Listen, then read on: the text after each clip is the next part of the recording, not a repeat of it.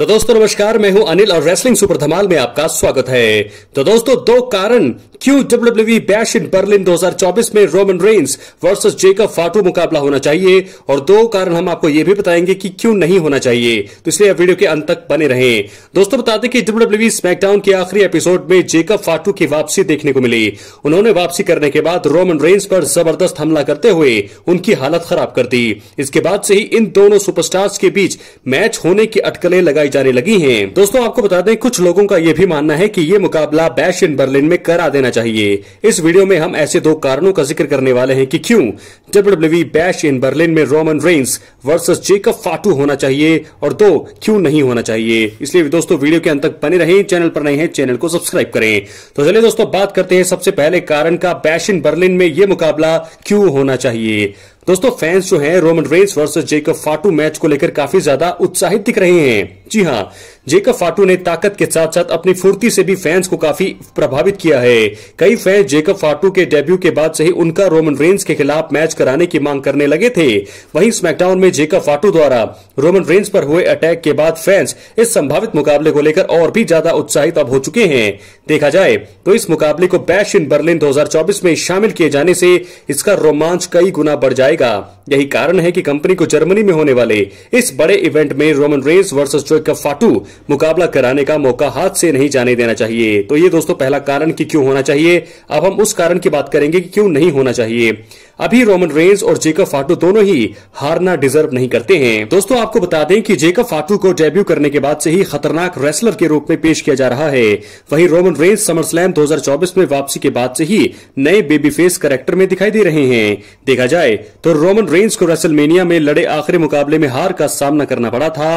अगर bash in Berlin में Roman Reigns और जेकब फाटू मुकाबला बुक किया जाता है तो इन दोनों में से किसी एक सुपरस्टार्स की तो है जो हार होगी वो तय होगी। हालांकि ये दोनों सुपरस्टार्स अभी अपने करियर के एक ऐसे पड़ाव पर हैं जहां मैच हारना जो है डिजर्व बिल्कुल नहीं करते हैं। अगर ये मैच हारते हैं तो दोनों को बड़ा ही नुकसान हो सकता है। यही कारण है कि WWE में रोमन रेंस वर्सेस जेकब फाटू मुकाबला भविष्य के लिए बचाकर रखना चाहिए। दोस्तों अभी इसलिए नहीं होना चाहिए क्योंकि रोमन रेंस ने अभी अभी वापसी करी है और अभी 4 महीने पहले ही वो एक बड़ा मैच हारे हैं रेसलमेनिया 40 में कोडी रोड्स के अगेंस्ट, और उसके बाद अगर एक बार फिर हार जाते हैं तो रोमन रेंस की लेगेसी पर सबसे बड़ा फर्क यहां पर पड़ेगा। और वहीं जेकब फाटू की बात करें तो जेकब फाटू अभी अभी उन्होंने डेब्यू किया है WWE में, और पहले ही मैच में अगर वो हार जाएंगे सिंगल्स मुकाबले में तो उनके भी जो है करियर पर बड़ा इफेक्ट पड़ने वाला है। तो इसलिए ये मुकाबला अभी नहीं होना चाहिए। अब हम बात करेंगे इस कारण का कि क्यों होना चाहिए। दोस्तों आपको बता दें कि रोमन रेंस को जेकब फाटू से बदला लेने का मौका मिलना चाहिए। आपको बता दें कि स्मैकडाउन में जेकब फाटू द्वारा हुए हमले में रोमन रेंस की जो हालत है काफी खराब हो गई थी। रोमन रेंस इस चीज के लिए जेकब फाटू से जरूर बदला लेना चाहेंगे। देखा जाए तो रोमन रेंस मौजूदा समय में अकेले हैं और वो जेकब फाटू को ब्रॉल के जरिए शायद ही सबक सिखा पाएंगे। संभव है कि असली ट्राइबल चीफ एक बार फिर नंबर्स गेम के आगे ढेर हो सकते हैं। यही कारण है कि रोमन रेंस का बैश इन बर्लिन में जेकब फाटू के खिलाफ मैच बुक करके उन्हें अपना बदला लेने का मौका देना चाहिए। अगर यह मुकाबला बुक होता है तो यह देखना अब मजेदार होगा कि समोअन वेयरवुल्फ यानी कि जेकब फाटू 1-on-1 मुकाबले में रोमन रेंस का किस प्रकार सामना कर पाते हैं। बड़ा मुकाबला हो सकता है दोस्तों अगर यह होता है तो यह एक कारण है कि उन्हें बदला लेने का मौका रोमन रेंस को मिलना चाहिए। अब हम बात करेंगे उस कारण की कि क्यों नहीं अब होना चाहिए। जेकब फाटू को रोमन रेंस के खिलाफ मैच से पहले सिंगल्स सुपरस्टार के रूप में बिल्ड करने की जरूरत है, क्योंकि दोस्तों आपको बता दें जब से वो आए हैं तब से उन्होंने अपना सिंगल्स मुकाबला लड़ा नहीं है। WWE ने जेकब फाटू को डेब्यू के बाद से ही खतरनाक रेसलर के रूप में बिल्ड किया है। हालांकि जेकब फाटू को अभी तक सिंगल सुपरस्टार के रूप में खुद को साबित करने का मौका नहीं दिया गया है। देखा जाए तो जेकब फाटू अभी तक केवल टैग टीम मैच लड़ते हुए दिखाई दिए हैं। यही नहीं, समोअन वेयरवुल्फ यानी कि जेकब फाटू मौजूदा समय में टैग टीम चैंपियन भी बने हुए हैं। जेकब फाटू को WWE में बिना सिंगल्स मुकाबले लड़े सीधे रोमन रेंस जैसे बड़े सुपरस्टार के खिलाफ मुकाबले में शामिल करना सही नहीं रहेगा।